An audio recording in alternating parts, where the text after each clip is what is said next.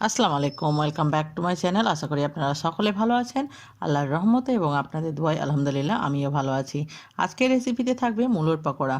বন্ধুরা, আমরা সাধারণত মেথি পাকোড়া, পালাক পাকোড়া বা পেঁয়াজু খেয়ে থাকি, তবে আমি আজকে আপনাদেরকে দেখাবো মূলো থেকেও কিন্তু খুব সুন্দর এবং টেস্টি পাকোড়া তৈরি করা যায় এবং এটা তৈরি করা কিন্তু খুবই সহজ।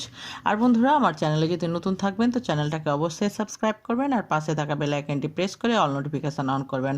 আর প্লিজ আপনারা আমাকে এই জায়গায় এগিয়ে যেতে হেল্প করবেন।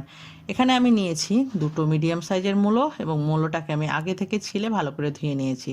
তারপরে এরকম একটা গ্রেটারের সাহায্যে গ্রেট করে নিব। বন্ধুরা, এটা তৈরি করা খুবই ইজি এবং খেতেও কিন্তু অতি সুস্বাদু লাগবে। আর বিকেলের নাস্তায় তো এটা বেশ খেতে ভালো লাগবে। দেখবেন খুব ইজিলি হয়ে গেল। এবার আমি এখানে দিয়ে দিব আদা রসুন বাটা, তারপরে এক টুকরো লেবুর রস। লেবুর রসটা দিলে কিন্তু একটু টকটক ভাব লাগবে, খেতে ভাল লাগবে। দিয়ে দিলাম ঝালের জন্য কাঁচা লঙ্কা কুচি, দিয়ে দিব বেশ খানিকটা পেঁয়াজ,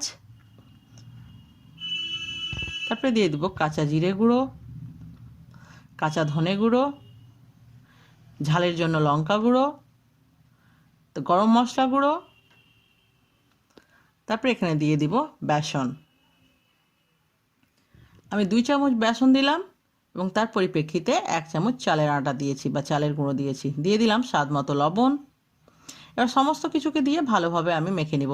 বন্ধুরা, ঝালটা অবশ্যই নিজের টেস্ট অনুযায়ী দিবেন এবং এই জায়গায় যদি প্রয়োজন মনে হয় তাহলে আপনারা বেসন অ্যাড করবেন।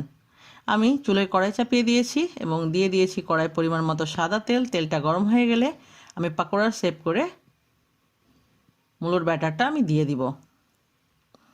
ছোট ছোট শেপ আকারে দিবেন, দেখবেন খুব কুরকুরে এবং খেতে অতি সুস্বাদু হবে। চুলার আঁচটাকে মিডিয়াম টু লোয়ে রেখে আমি প্রথমে এটাকে 1.5 থেকে 2 মিনিট ভেজে নিব, তারপরে আবারও আমি এটাকে উল্টিয়ে দিব। আপনার তেলের পরিমাপ অনুযায়ী যতটা আঁটবে ততটাই দিবেন।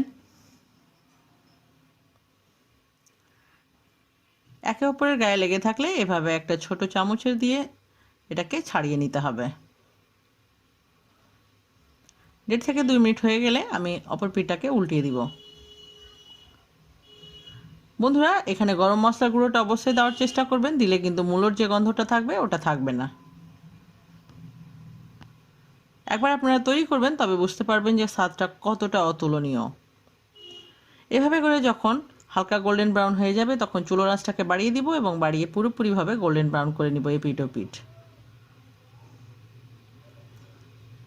এবং এভাবে করে কিন্তু পাল্টাতেই হবে। যখন দেখবেন একটা ভালোভাবে গোল্ডেন ব্রাউন কালার চলে এসছে তখন কিন্তু ভাবতে হবে যে আপনাদের পাকোড়াগুলো রেডি হয়ে গেছে।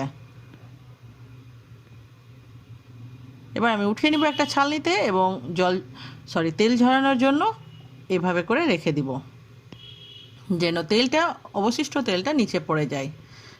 বন্ধুরা, আমার পাকোড়া কিন্তু অলমোস্ট রেডি। আপনাদেরকে কেমন লাগলো আমার এই রেসিপি অবশ্যই আমাকে কমেন্ট করে জানাবেন। আর আমার যে কোনো রেসিপি নিয়ে কোনো প্রশ্ন থাকলে অবশ্যই আমাকে কমেন্টে লিখতে ভুলবেন না। ভালো খান, সুস্থ থাকুন, আপনাদের দোয়ায় আমাকে মনে রাখবেন। আর আমার এই রেসিপিটা একবার হলেও ট্রাই করবেন। আর ভালো লাগলে একটা লাইক করবেন, ফ্যামিলি ফ্রেন্ডসদের সঙ্গে শেয়ার করবেন। দেখতে পাচ্ছেন কত লোভনীয় তৈরি হয়ে গেছে। আর এটা যে কোনো সস দিয়ে খেতে কিন্তু খুবই টেস্টি লাগবে। আর বিকেলের নাস্তায় এটা তো আরও বেশি ভালো লাগবে। আবারও দেখা হবে নতুন কোনো একটা রেসিপির সঙ্গে। আল্লাহ হাফেজ।